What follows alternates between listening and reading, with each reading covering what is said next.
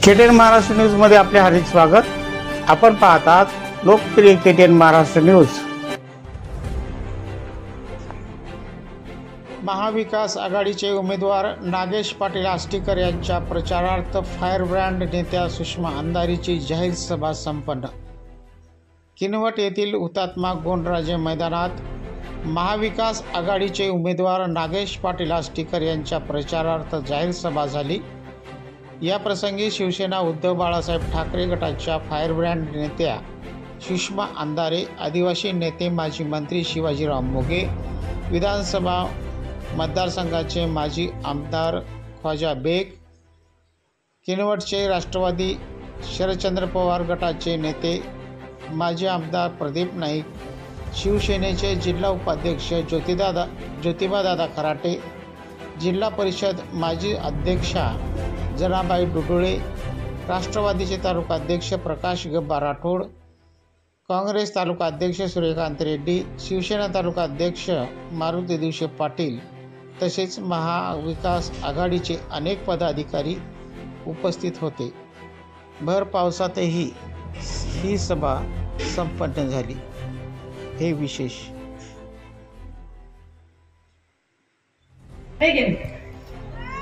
दादा हो,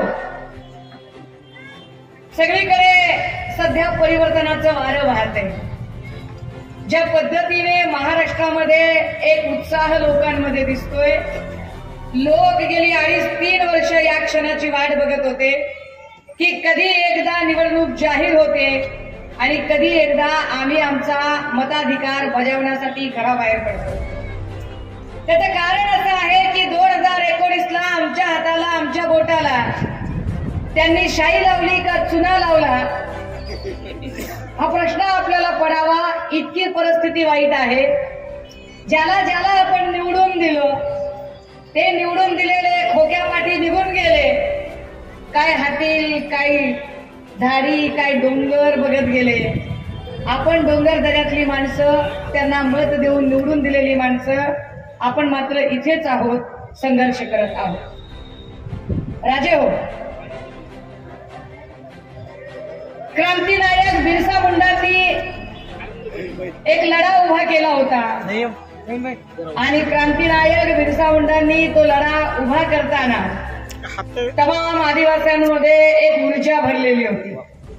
आपण सगळे आदिवासी, बांध असतील, गोंड असतील, अत्राम केरामध्ये आहेतच सोबत, प्रधान असतील, ही सगळीच्या सगळी माणसं, इधर हमारे बैठे सारे मुस्लिम भाई, सगळेच लोक, ही सगळी जे आम्ही संघर्ष करणारी माणसं आहोत, जी एका अत्यंत डोंगराळ आणि अत्यंत रिमोट आणि दुर्गम भागामध्ये राहणारी लोक आहोत। आपण अपेक्षा करतो की कधीतरी आपल्याला लोकशाही दिसणार आहे, आपल्याला स्वातंत्र्याचा सूर्य दिसणार आहे, आपण यांना निवडून देतो, आपले अधिकार ते शाबूत ठेवतील म्हणून, आपण यांना निवडून देतो की आपले प्रश्न ते मांडतील म्हणून। आपले प्रश्न संसदेत मांडायचे तर दूरच, बाबा तुम्ही आमचे प्रश्न मांडले नाही ठीक आहे, तुम्ही सुरत गुवाहाटी केलं हे पण ठीक आहे,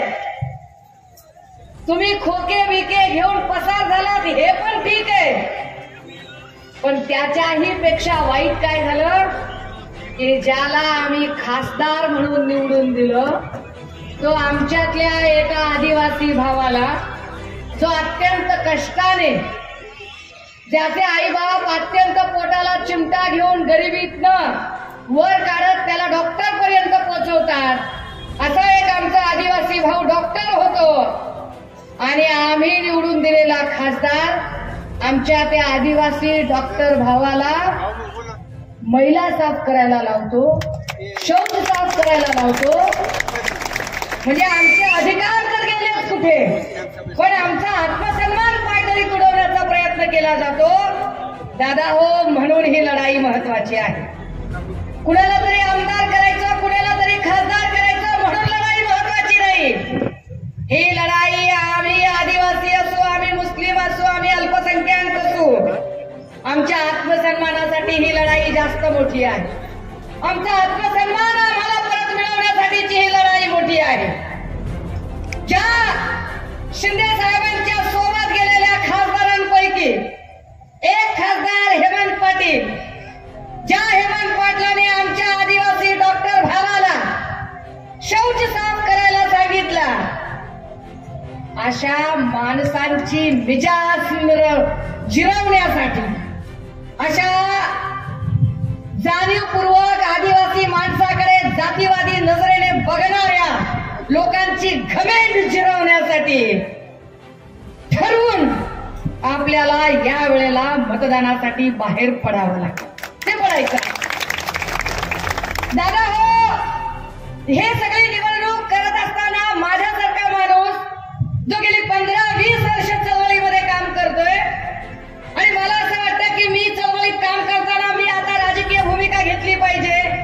का राजकीय भूमिका घ्यायची? तर राजकीय भूमिका आमदार खासदार होण्यासाठी म्हणून नाही. ते व्हायचं असतं तर कल्याणला उभी राहिली असते निवडणुकीला. तिथे नाही असं सांगितलं ठरवून की नाही उभी राहणार. ही राजकीय भूमिका यासाठी घ्यायची की जेव्हा आजूबाजूला तमाम मनुवादी त्यांचे अजेंडे घेऊन उभे राहतात, तमाम जातीवादी त्यांचे अजेंडे घेऊन उभे राहतात, जातीमध्ये धर्मांमध्ये भांडणं लावतात, कधी राणा, कधी राणे, कधी कंबोज, ही सगळी भाजपाची पिलावर जाणीवपूर्वक हिंदू मुस्लिम दंगे निर्माण होतील अशा पद्धतीची वक्तव्य करतात, चिथावणीखोर भाषा करतात. आमच्या तमाम मुस्लिम भावांचं स्वागत आणि अभिनंदन केलं पाहिजे, कौतुक केलं पाहिजे की भाजपच्या नेत्यांनी एवढ्या चिथावणीच्या भाषा केल्या, पण आमचा एकही मुस्लिम भाऊ त्यांच्या चिथावणीला बळी पडला नाही. त्यांच्या चिथावणीखोर भाषणाने तो भडकला नाही. त्याने सामाजिक स्वास्थ्य टिकवण्याचा प्रयत्न केला. दंगल होणार नाही याची पुरेपूर काळजी आमच्या मुस्लिम भावंडांनी घेतली. पण याचा परिणाम काय झाला? याचा परिणाम मग फडणवीस साहेबांनी नवीन चाल खेळली, मग शिंदे साहेबांनी नवीन चाल खेळली. जर हिंदू मुस्लिम दंगल होत नसेल तर काय करा? म्हणाले मराठा ओबीसी भांडण लावा. मग त्यांनी मराठा ओबीसी भांडण लावायचा प्रयत्न केला. का लढाई महत्वाची आहे? का निवडणूक महत्वाची आहे? कालपर्यंत आमच्या मधली सगळी माणसं, इथला मराठा, साळी, माळी, कोळी, तेली, तांबोळी, आतार, वाढवाण, सुतार, लोहार, कुंभार, इथला आदिवासी, इथला गोड, इथला आम, इथला पदार, इथला केराम, इथला अत्रम, ही सगळीच्या सगळी माणसं जी गुण्या गोविंदाने नांदत होती, गावगाड्यामध्ये जी एकत्र नांदत होती, या सगळ्या माणसांमध्ये जातीच्या भिंती उभ्या करण्याचं काम भाजपाने केलं.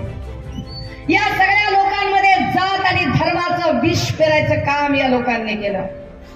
ते काय म्हणाले? देखो बोले हमने हिंदुओं के लिए क्या किया कि मुसलमान परेशान हो गया. काय का मुसलमान परेशान हो गया भाई? क्या परेशान हो गया मुसलमान? भाजपच्या भक्तुल्यांचा मेंदू काय गहाण ठेवलाय काय? जे 15 पैशाच्या हिशोबाने मेसेज करतात त्या भक्तुल्यांना कळलं पाहिजे. अरे दादा, त्या मुस्लिम भावाला नोकरी नाही मिळाली तरी ते पानाचा ठेला चालवते, केळाची गाडी चालवते, केळाची गाडी चालवते, लाख कष्ट करते, कसबी करून दिवसभरात 1000 रुपयाची बेगमी करून घरी येते कष्टानं, इमानी इतबारे कि उसके सिवा किसी और के सामने सजदा नहीं करूंगा, झुकूंगा नहीं. तो त्याच्या कष्टाची, त्याच्या स्वाभिमानाची भाकरी खातो. क्योंकि सच्चा मुसलमान तो वही होता है ना, वही होता है जो दिन में 5 बार की नमाज अदा करता है, जो रमजान के पाक महीने में रोजे रखता है, जो जिंदगी में अपनी जितनी भी कमाई है उसमें से कम 20% ज़कात अदा करता है, जो जिंदगी में एक बार तो भी हज को जाने का हौसला रखता है, और जो इस बात में इल्म रखता है कि कभी ना कभी तो कयामत आ रही है, उस दिन उसके सामने मेरी गर्दन शर्मिंदगी. ते सगळे सच्चे मुसलमान त्यांना हे भाजपचे भक्तुल्ले देशभक्तीचं प्रमाण मागतात आणि काय म्हणतात? तुम्ही देशभक्त आहात का? देशभक्त असाल तर वंदे मातरम म्हणा. सांगा की तुमचं या देशावर प्रेम आहे.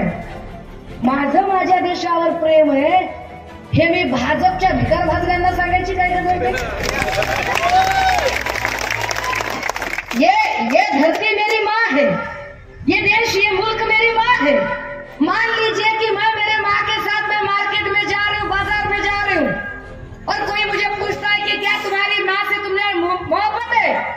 तो क्या उसको जताने के लिए मैं भरे चौराहे पे चिल्लाती हूँ, दे माँ मुझे तुझसे मोहब्बत है, आई माझा तुझ्यावर प्रेम है, आई लव यू मम्मी म्हणता तुम्ही?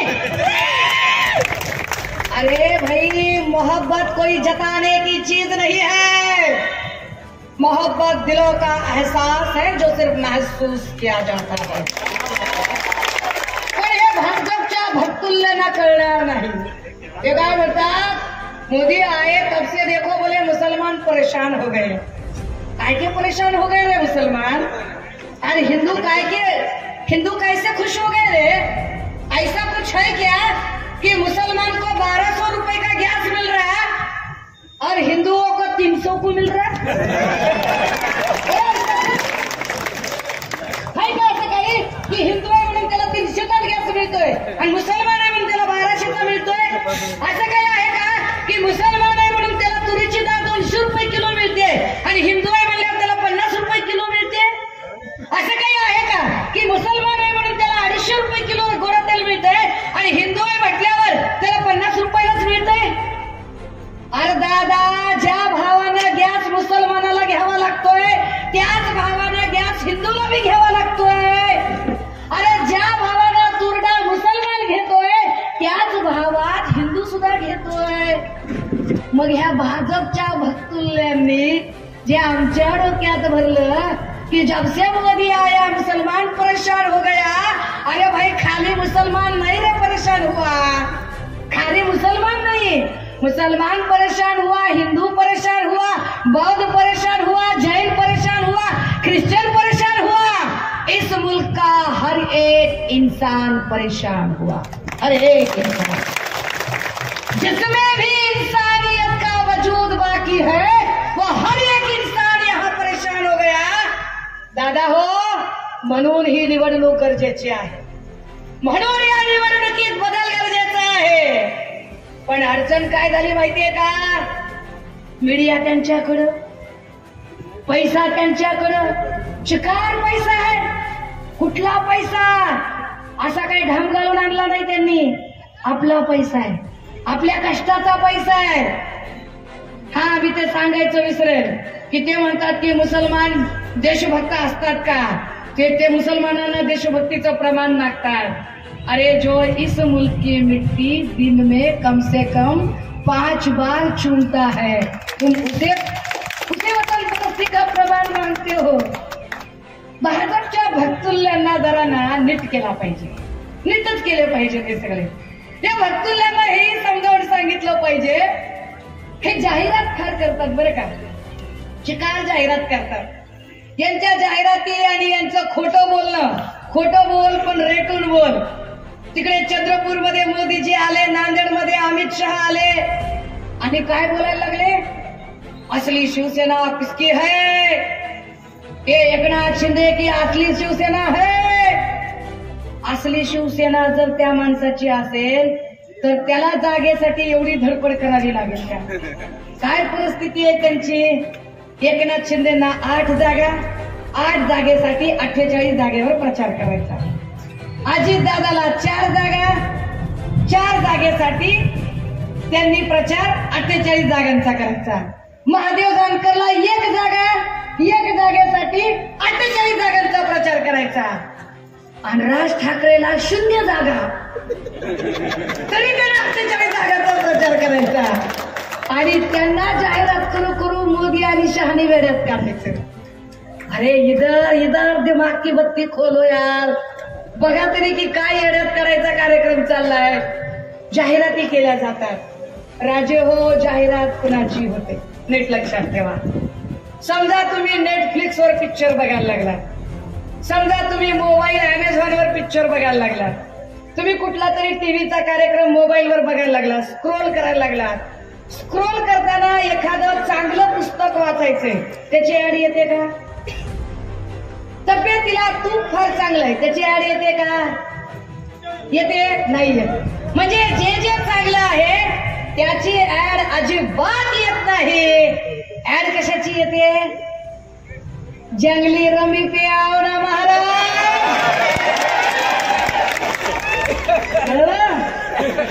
चांगल्या चांगल्या गोष्टीची ऍड होत नाही राजे हो, वाईट गोष्टीची ऍड होते। कर लो जुबा केसरी, खूब जमेगा रंग जब मिल बैठेंगे तीन यार, ऍड त्याचीच होते ना।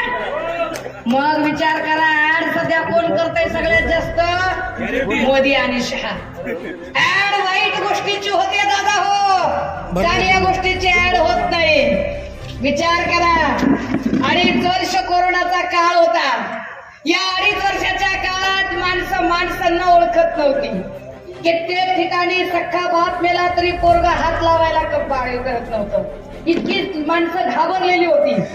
अशा सगळ्या परिस्थितीमध्ये उभ्या महाराष्ट्रामध्ये जेव्हा सगळ्या देशात कोरोनाने हाहाकार माजवला होता, गुजरातमध्ये रस्त्यावर प्रेत जाळली जात होती, उत्तर प्रदेशमध्ये प्रेत डायरेक्ट नदीमध्ये टाकून दिली जात होती, प्रेत नदीवर तरंगत होती, तेव्हा या महाराष्ट्रात मात्र एक असा मुख्यमंत्री काम करत होता की ज्या मुख्यमंत्र्यांनी मुस्लिम असेल, हिंदू असेल, बौद्ध असेल, त्या मृतदेहांना त्या धर्माच्या रीतरिवाजानुसार त्यांचे सगळे रिच्युअल्स, त्यांचे अंतिम संस्कार पार पाडले। राजे हो, या गोष्टीचा नीट विचार करा। मी मगाशी जे म्हटलं की आमच्या एका आदिवासी डॉक्टर भावाला या भागातला खासदार जो शिंदेच्या सोबत खोक्या पाठी निघून गेला, तो शौच साफ करायला लावतो, आणि कारण काय? तो कारण एकाच रात्री हॉस्पिटल मध्ये झालेले मृत्यू। पर क्या तुमने ये कभी सोचा है, कधी तुम्ही या गोष्टीचा विचार केलाय का की एवढा कोरोनाचा हाहाकार होता, पण कुठल्याच हॉस्पिटलमध्ये एका रात्रीत एवढे मृत्यू झाले नव्हते, जे कोरोनाच्या काळातही मृत्यू झाले नाही ते मृत्यू कोरोना काळ संपल्यानंतर झाले। या सगळ्यांची माहिती जेव्हा नांदेडमध्ये घेतली तेव्हा असं लक्षात आलं की तिथे औषधोपचारांचा तुटवडा होता। त्यावर बोलताना भाजपची एक आक्रस्ताळी बाई बोलायला लागली आणि ती म्हणाली की आम्ही काय सांगावं म्हणे, या सगळ्या बायका गोळ्याच घेत नाहीत, त्या गोळ्या न घेतल्यामुळे आयर्नच्या गोळ्या काय आम्ही तोंडात कोंबायच्या का म्हणे त्यांच्या।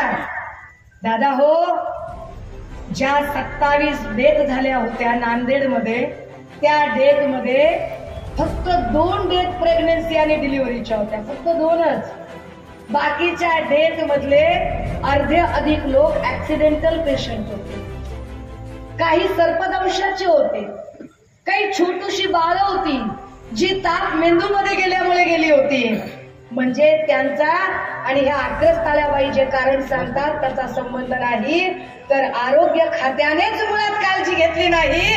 कारण आरोग्य खातं ज्यांच्याकडे दिलेलं ते तानाजी सावंत आपल्याच तुंबड्या भरण्यामध्ये सगळे व्यस्त।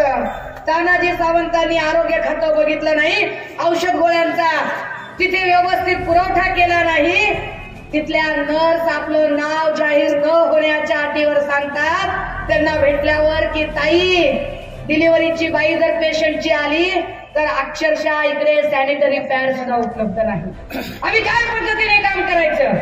पण अशा एका अपयशी आरोग्य मंत्र्याने, अशा एका अपयशी सरकारने आपलं अपयश झाकण्यासाठी आमचा आदिवासी भाऊ असणाऱ्या डॉक्टरला मात्र शौच साफ करायला सांगितला, त्याची चूक नसताना। हे राजकारण इतक्या वाईट पद्धतीने, आणि आता हे जाहिराती करायला लागले, पण जाहिराती करताना हे विसरताय कशाची जाहिरात करताय ते? कोरोनाच्या लशीची। जाईल तिकडं कुठं, जाईल तिथं मोदी बाबा, जाईल तिथं मोदी बाबा। कोरोनाची लस घेतली का? मी तर पैसे खर्चून घेतली राजू, तुम्ही कदाचित फुकट घेतली असेल, मी तर पैसे खर्चून घेतले। पण ते म्हणले सर्टिफिकेट काढा। सर्टिफिकेटला पैसे किती? 100 रुपये घेतले ना कम्प्युटरवाल्याने, 100 रुपये प्रत्येकाकडून। आपण सगळ्यांनी सर्टिफिकेट काढलं, 140 कोटी जनता, 100 रुपयाचं एक सर्टिफिकेट, 140 कोटी गुणिले 100 किती झाले पैसे? कुणाच्या खिशात गेले एवढे सगळे पैसे? काय झालं त्या प्रमाणपत्राचं? ते प्रमाणपत्र पुढे कुठे लागलं? आला कुठे उपयोग त्याचा? कशासाठी आम्हाला प्रमाणपत्र काढायला लावलं? प्रमाणपत्र फक्त एवढ्यासाठी की त्या प्रमाणपत्रावर फोटो होता कुणाचा? मोदी बाबाचा। आम्ही पेट्रोल पंपावर जातोय, पेट्रोल पंपावर डिझेल पेट्रोलचा भाव बघून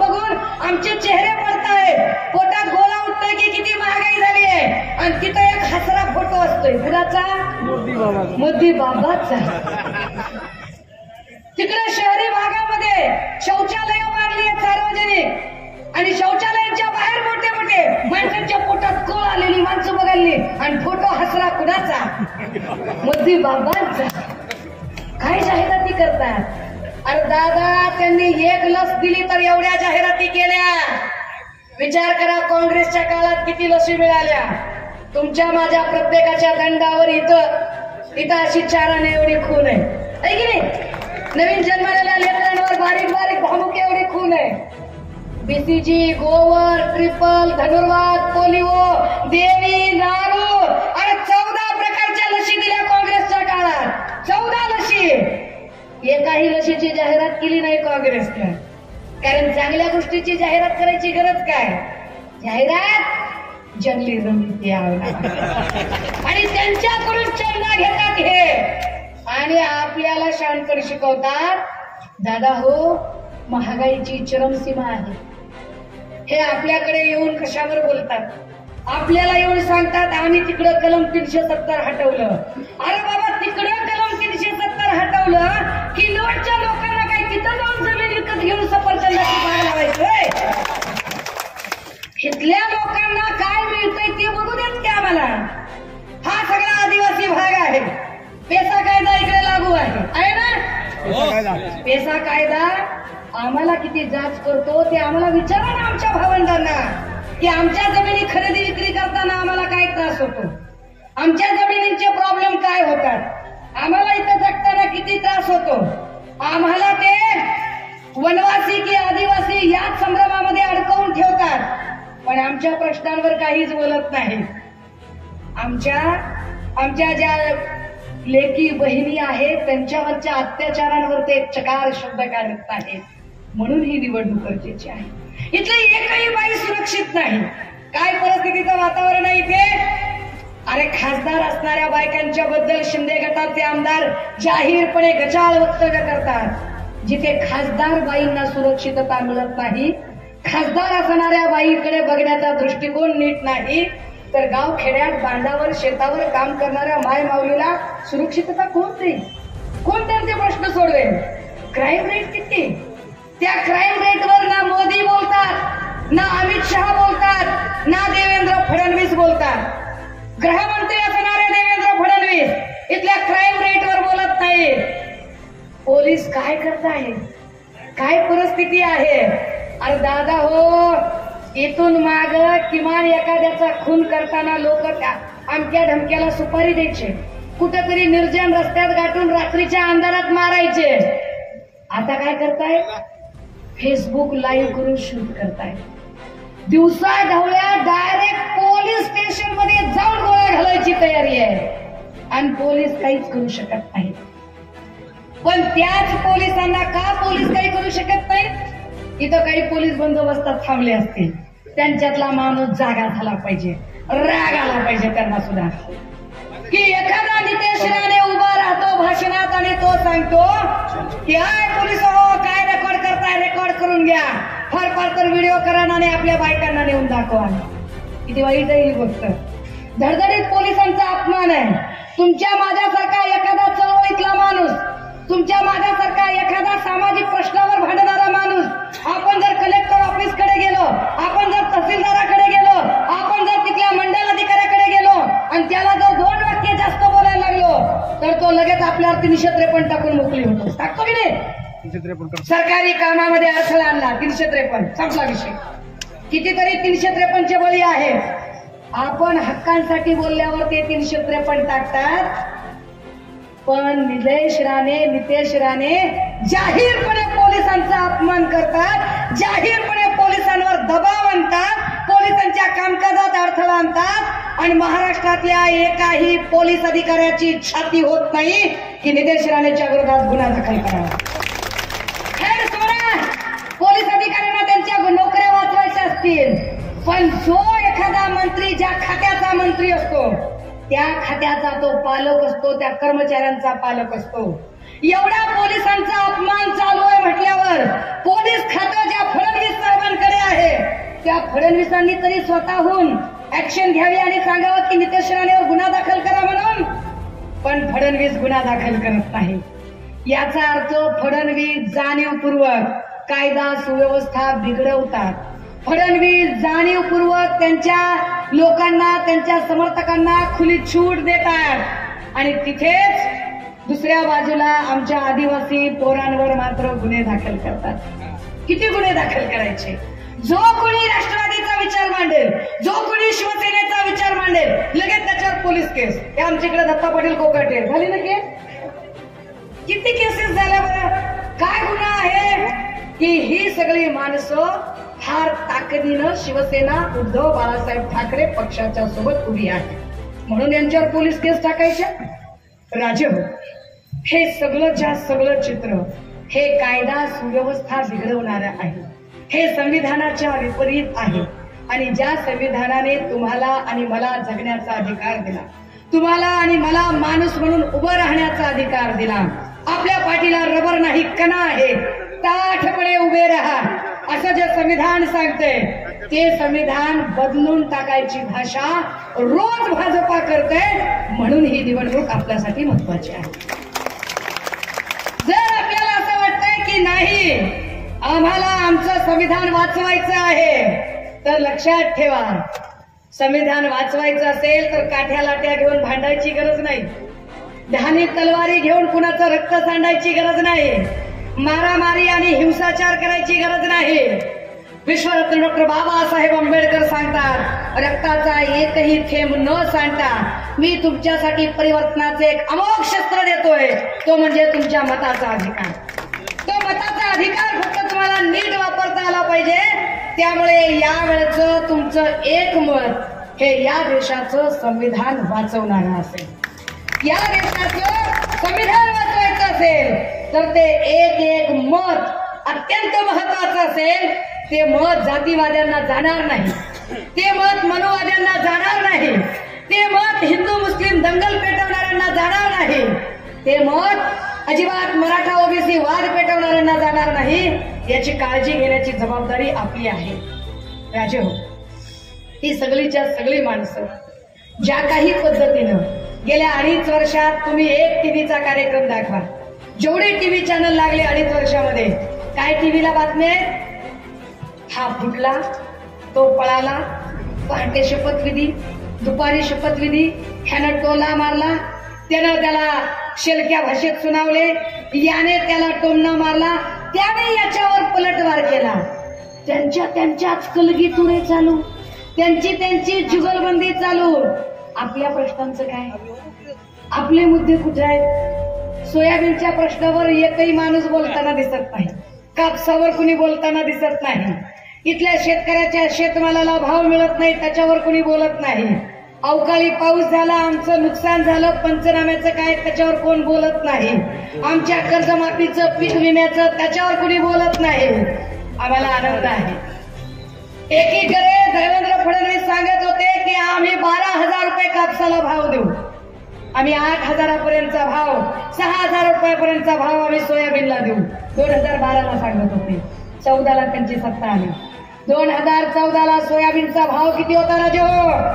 2014ला भाव होता 3800 ते 4,000 रुपये. कापसाचा भाव होता 6,000 आणि डीएपी खताची बॅग होती 400 रुपयाला. 10 वर्ष उलटून गेली. 10 वर्षानंतर परिस्थिती काय?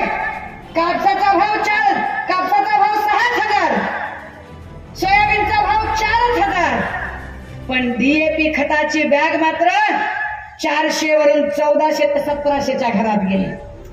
म्हणजे डीएपी खताची बॅग वाढली पण शेतमालाचा भाव मिळाला नाही. आणि जे सांगत होते 12,000 रुपये भाव देतो, त्यांचं सरकार आलं, त्यांनी तो भाव आम्हाला दिला नाही. आम्हाला आनंद आहे, आम्ही अभिमानाने सांगू शकतो, एकमेव मुख्यमंत्री उद्धव बाळासाहेब ठाकरे जेव्हा होते तेव्हा इथला कापसाचा भाव 11,000पर्यंत गेला होता. आणि एकमेव उद्धव साहेब होते की उद्धव साहेब मुख्यमंत्री असताना 2 लाखापर्यंतची सरसकट कर्जमाफी कुठलाही कागद न मागता दिली होती. जिथे उद्धव साहेबांनी सरसकट कर्जमाफी दिली तिथे देवेंद्र फडणवीस आणि या मंडळींनी मात्र काय केलं? तत्वतः अभ्यास करतो. किती अभ्यास करतो लेका, किती अभ्यास करतो. एवढा अभ्यास केला असता तर आतापर्यंत किमान तानाजी सावंतला हक्कीन काय ते समजून तरी सांगता आलं असतं. नग भरले तर काय, म्हणजे हेमंत पाटलांपासून ते सगळेच लोक एक नंबर नग भरलेले आहेत सगळे. म्हणजे बघा, आपल्याकडे एक्साईजचं खातं असतं. एक्साईजचं खातं म्हणजे दारू गुटखा तंबाखू याच्यावर नियंत्रण करणारा खात्याचा मंत्री कोण? शंभूराजे देसाई. आणि शंभूराजे देसाई सभागृहात काय करतायत? देता का तंबाखू? नग बरोबर का? नग कसे भरलेले ते अब्दुल सत्तार कृषी मंत्री होते काही दिवस. खुशी मानसे कहाँ से आते हैं तेजस्वी लोग? क्या बोले बावड़ी नहीं है क्या? अभी क्या भी इधरच बावड़ी करता हूँ. अभी क्या? अरे खुशील दादा, ज्याला रुमणं माहित नाही, टिकाव माहित नाही, दांडा माहित नाही, कुळव माहित नाही, खुरप माहित नाही, उकरी माहित नाही, त्यानं कृषी मंत्री पद दिलीच. काय मंत्री येत? एक झाला आरोग्य मंत्री. काय दादा, अरे त्याला हातीपाय नावाचा रोग डासामुळे होतो का अजून कशामुळे होतो ते कळत नाही. ती म्हणते आम्ही डासांचा सर्वे करतो. डासांचा सर्वे काय? त्याच्यातले नर डास किती, मादी डास किती, गरोदर डास किती, ह्याचा सर्वे करतो. होय काय मग भरलेले माणसं येतो. आणि मुख्यमंत्री त्याच्यावर करी की मुख्यमंत्र्यांना एमपीएससीचे पोरं विचारलेत की अरे आमच्या प्रश्नाचं काय? तर ते म्हणतात मी निवडणूक आयोगाकडे जातो. दादा हो, सगळी येण्याची जत्रा कारभारी 17 झाले. हे कारभारी बदलावे लागतील. कारभारी बदलल्याशिवाय घडी बदलत नाही. आणि म्हणून नागेश पाटील आष्टीकरांसारखा माणूस इथं असला पाहिजे. म्हणून ही पक्षात भेटली पाहिजे. ते काय सांगतात माहिती का? तुम्ही बघा त्यांची भाषणं आहे का? ते महागाईवर बोलत नाहीत, ते बेरोजगारीवर बोलत नाहीत. तुम्हाला आठवतात त्यांची भाषणं? 2014 2019 ला मोदी काय सांगत होते? ते म्हणायचे, भाई और बहनों, मैं आपको विश्वास दिलाता हूँ कि जब हमारी पार्टी सत्ता में आएगी हर साल 2 करोड़ बेरोजगारों को रोजगार मिळाले नोकऱ्या आपल्याला. अरे डीएड झालं की बीएड झालं की एमएड झालं की बीपीएड झालं की एमपीएड, डी निघून चला, बी निघून चला, एम निघून चला, पी निघून चला, एड तेवढं शिल्लक राहील. हाय नोकरी कुठली? सीईटी केली की टीईटी केली की सीईटी. अरे लेकरं आमचे परीक्षा देऊ परेशान. स्टेट बँक ऑफ इंडिया सांगते सगळ्यात जास्त पैसा कुठला आहे आमच्याकडं? तर ते म्हणतात व्हेकल लोनचा नाही, होम लोनचा नाही, व्याजाचा नाही, फिक्स डिपॉझिटचा नाही, एफडीचा नाही, कशाचा नाही. कशाचा पैसा? तर ते म्हणतात ही जी सगळी पोरं शिकतात, जे नोकऱ्यांचे अर्ज करतात, त्या अर्जाचं चलन आमच्याकडे सगळ्यात जास्त आहे. दादा हो, 500 जर पोलीस भरतीच्या जागा निघाल्या तर 500 जागांसाठी किमान 50,000 पोरं अर्ज भरतात. 50,000 पोरं अर्ज भरतात. एका अर्जाचं चलन 1000 रुपये आहे. एका अर्जासाठी 1000 रुपये भरावे लागतात. 1000 रुपयाचा फॉर्म भरण्यासाठी कम्प्युटरवाला 200 रुपये घेतो. आणि परीक्षा किनवट मध्ये होत नाही दादा, परीक्षा बोधडीमध्ये होत नाही, परीक्षा हिमायतनगर मध्ये होत नाही, परीक्षा नांदेड मध्ये होते. नांदेडला जाऊन यायला साध्या बसला 500 ते 700 रुपये जातात. त्या आईबापाकडे पैसे नसतात तरी ते आईबाप मिडूक करतात, लाख भानगडी करतात आणि त्या लेकराला 500-700 रुपये देतात. कारण बापाला वाटतंय, आईला वाटतंय आपलं लेकरू शिकलंय, आपल्या लेकराला नोकरी लागेल, जाऊ दे. 1000 रुपये चलनाचे गेले, 200 रुपये फॉर्म भरायला गेले, 500 रुपये तिकिटाचे गेले, आपण तेवढे सगळ्या पैशांचं हे करू, पण जाऊ दे तेवढे पैसे होऊ दे. ते 1700-1800 रुपये एका लेकरा मागे खर्च होतात. लेकरू डोळे फोडून अभ्यास करतं, नांदेडला जाऊन परीक्षा देतं, परीक्षा देऊन थकून हरून ते किनवट मध्ये येतं. आणि दुसऱ्या दिवशी सकाळी टीव्हीवर बातमी काय? पेपर फुटला. अरे पण पेपर फुटला, परीक्षा रद्द झाली, पण 50,000 पोरांनी जे प्रत्येकी 1000 रुपये चलन आणि 200 रुपये कम्प्युटरला घातले, 500 रुपये तिकिटाला घातले, त्यातले 200-500 मायनस करू, पण 1000 गुणिले 50,000 एवढे पैसे जे सरकारच्या तिजोरीत गेले, त्या पैशांचं काय? हे पैसे आम्हाला कधी तुम्ही परत दिले काय? हा केवढा मोठा करप्शन आहे, हा केवढा मोठा स्कॅम आहे की आमच्या लेकरांचे ते पैसेच आम्हाला परत मिळाले नाही. 200 मार्काची परीक्षा, कशाची? तलाठी भरतीची. मार्क किती पडले लेकरांना? किती पडले? 215, 216, 222. 200 पैकी 222 ये मोदी की गारंटी है. ह्या मोदी की गारंटी. असली मोदी की गारंटी है. पेपर फुटल्यानंतर फुटलेल्या पेपरवर निकाल लावता आणि तीच पोरं तुम्ही मेरिट मध्ये काढता, हे मोदी की गॅरंटी आहे? आणि आमच्या आदिवासी भागातली लेकरं शिकतात, त्यांना नोकऱ्या मिळत नाही. नोकऱ्या नाही मिळाल्या, मोदींनी मन की बात केली. मन की बात करताना सांगितलं मैं स्टार्टअप इंडिया करूंगा, मैं मेक इन इंडिया करूंगा. कहाँ है startup India, make in India? Startup India आणि मेक इन इंडियाच्या नावाखाली आमच्या पोरांना कर्ज मिळेल म्हणले उद्योगधंद्यासाठी. आम्ही बँकेत चाललोय, बँक काय सांगते? तारण ठेवायला काय आहे? बँक तारण मागते. अरे आमच्याकडे तारण ठेवायला काही असतं तर बँकवाल्याला लोणी लावायला कशाला गेलो असतो आम्ही? कशाला मस्का लावला असता आम्ही बँकवाल्याला? किती वेळ राहिला दादा? अर्धा तास. चिल्लर चिल्लर माणसाची नावं घेतात. भीमराव केरम 3 पक्षात गेला, जाऊ दे की मग.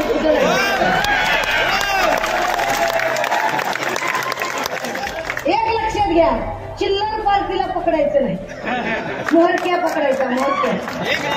मोहरक्या पकडायचा आणि उचलून असा कुस्तीचा डाव खेळायचा की चितपट झाला पाहिजे पुन्हा उचलायला.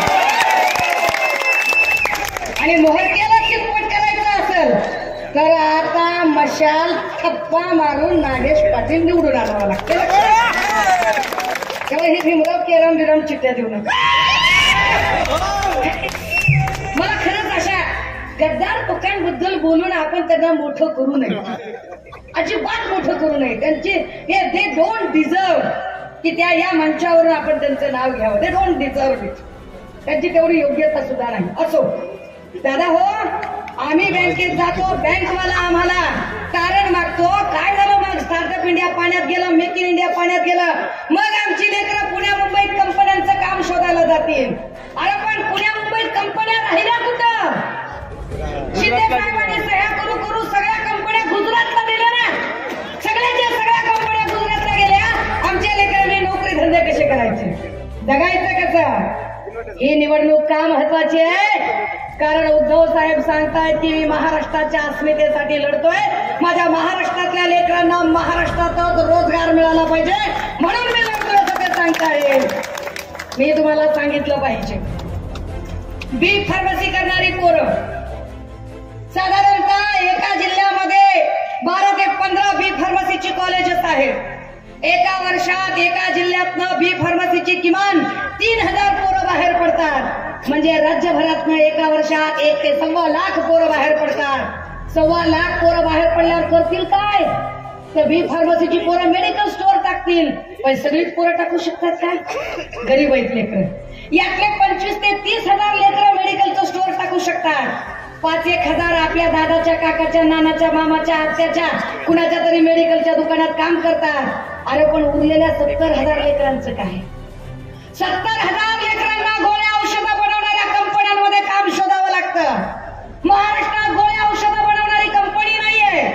महाराष्ट्रात गोळ्या औषधं बनवणारी कंपनी यावी म्हणून आमचे नेते सन्माननीय आदित्यजी यांनी सत्ता असताना मल्टी ड्रग्ज प्रोजेक्ट आणला आणि या मल्टी ड्रग्ज प्रोजेक्टच्या माध्यमातून इथं औषध गोळ्या बनवणाऱ्या मोठ्या कंपन्या याव्यात असं ठरवलं. पण सत्तांतर झालं, खोक्यांचा व्यवहार झाला आणि सत्तेच्या मोबदल्यात या लोकांनी तो अख्खा मल्टी ड्रग्जचा प्रोजेक्ट अहमदाबादला शिफ्ट केला. आमच्या महाराष्ट्रातली दरवर्षीची 70-75 हजार पोरांचे रोजगार यांनी हिरावून घेतले. तेच यांनी फॉक्सकॉन प्रकरणामध्ये केलं. आमचा एक उपक्रम इथून पळून गेला. गुजरात काही पाकिस्तानात नाही, गुजरात भारतातच आहे. त्याच्यामुळे आम्ही त्यांच्याबद्दल आकस बाळगायचं कारण नाही. अरे पण गुजरातचा मुख्यमंत्री आहे ना. गुजरातचा मुख्यमंत्री गुजरातचा कारभार करेल ना. आमच्या मुख्यमंत्र्यांनी आमचे प्रश्न सोडवावेत असं वाटतंय. आमच्या खासदारांनी आमचे प्रश्न मांडावेत असं वाटतंय. पण आमचे मुख्यमंत्री जर गुजरातचे मुनीम होऊन काम करत असतील तर मुनीम बदलावा लागेल. गरज मुनीम बदलायची आहे. राजे हो, हे फार जीव तोडून मांडते. फार म्हणजे कदाचित तुम्ही आतापर्यंतच्या पुढाऱ्यांकडून ही भाषा ऐकली नसेल. पुढारी येतात, ह्या नेत्यावर टीका कर, त्या नेत्याला शिव्या घाल, हा लय शानाय का, तो लय येडाय का, याच्यावर बोलतील. पण आपल्या जगण्या मरण्याच्या प्रश्नावर ते बोलत नाही. आपल्या जगण्या मरण्याबद्दल ते बोलत नाही. ते म्हणतात मोदी का परिवार. अरे कैसा परिवार आहे मोदी का? आमच्या मणिपूरमध्ये 2 बायका नागवल्या, काय त्या मोदीच्या परिवारात येत नव्हत्या का? ऑलिम्पिक मध्ये सुवर्ण पदक कमावलेल्या आमच्या माय माऊल्या ज्या सांगतात की भाजपचा खासदार ब्रिजभूषण यांनी आमचे लैंगिक शोषण केले, त्यांची साधी FIR नोंदवून घेतली जात नाही. काय त्या पोरी मोदीच्या परिवारमध्ये येत नाहीत? हातरस, उन्नाव, कटुआ, काय इथल्या पोरी मोदीच्या परिवारमध्ये येत नाहीत? या समृद्धी महामार्गावरती हजारो जीव गेले. फक्त क्रेडिटचा वाद, क्रेडिट घेण्यासाठी म्हणून रस्ता अपूर्ण असताना त्याचं उद्घाटन केलं गेलं. 26 लोकांचे जीव गेले एकदा तर. परिसरातील घडामोडी पाहण्यासाठी पाहत रहा KTN महाराष्ट्र न्यूज. बातमी पसंत असल्यास चॅनल सबस्क्राईब करा, लाईक करा व पुढील ग्रुपवर शेअर करा.